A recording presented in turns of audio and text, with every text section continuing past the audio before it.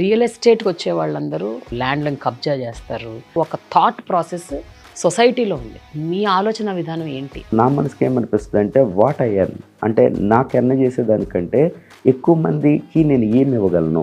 Money కోసం start చేసిన company కాదు అసలు ఇది.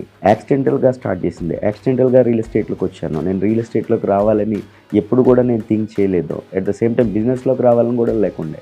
కొన్ని వేల మంది ఆలోచన అంటే మిడిల్ క్లాస్ పీపుల్కి ఒక ఓన్ ల్యాండ్. సో దాన్ని ఇచ్చేటప్పుడు యోష్తా అన్నది ఎమోషనల్గా స్టార్ట్ అయింది. అది మనకి ఇప్పుడు అందరిలాగా నేను ఈ తప్పు చేసేసి నెక్స్ట్ యోష్తా కాకపోతే ఇంకొకటి అట్లా నాకు ఆప్షన్స్ లేవు. బట్ యోష్తా అన్నది లైఫ్ టైం అంటే వన్స్ ఆ పేరు నేను ఫిక్స్ చేసుకున్నాక, ఒక లేని పాపని తీసి నేను పెట్టుకున్నాక పేరు, అది ఇంకొక ఆలోచన నాకు చేయలేను.